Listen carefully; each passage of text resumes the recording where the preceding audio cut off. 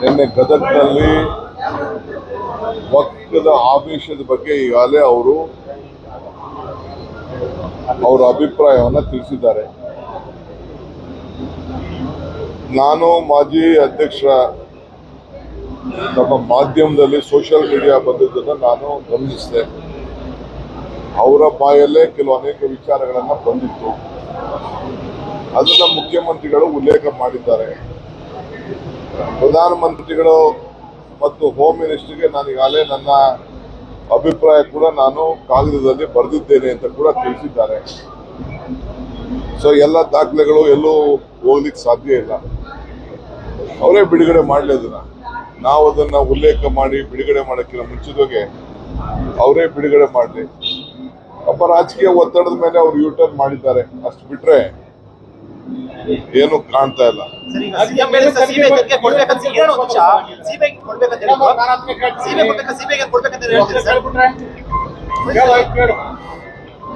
ಈಗ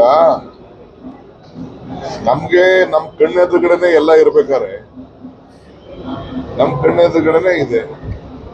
ಅವ್ರಿಗೆ ಗೊತ್ತಿದೆ ಸಿಬಿಐಗೆ ನಾವು ಹ್ಯಾಂಡ್ ಓವರ್ ಮಾಡಲ್ಲ ಅಂತ ಅವ್ರಿಗೆ ಗೊತ್ತಿದೆ. ಅದಕ್ಕೆ ಅವ್ರು ಸಿಬಿಐ ಅಂತ ಹೇಳ್ತಾ ಇದ್ದಾರೆ.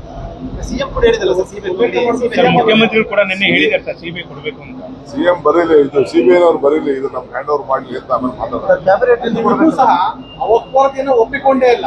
ಈಗ ಅದ್ರ ಮೇಲೆ ನೀವು ಚರ್ಚೆ ಮಾಡ್ತಾ ಇದ್ರಿ, ಅದು ಯಾವ ತರ ಚರ್ಚೆ ಅಲ್ಲ ರೀ, ಗೊಂದಲ ನೀವು ಮಾಡ್ತಾ ಇರೋದಷ್ಟೇ. ನಾವು ಸ್ಪಷ್ಟವಾಗಿ ಅವ್ರು ಏನು ನೀವು ಪ್ರಕಟಣೆ ಮಾಡಿದ್ರಿ, ಏನ್ ಟಿವಿ ತೋರಿಸಿದ್ರಿ, ಏನ್ ಸೋಷಿಯಲ್ ಮೀಡಿಯಾ ತೋರಿಸಿದ್ರಿ, ಅದ್ರ ಬಗ್ಗೆ ಸಿಎಂ ಟ್ವೀಟ್ ಮಾಡಿ ಹೇಳಿದ್ದಾರೆ.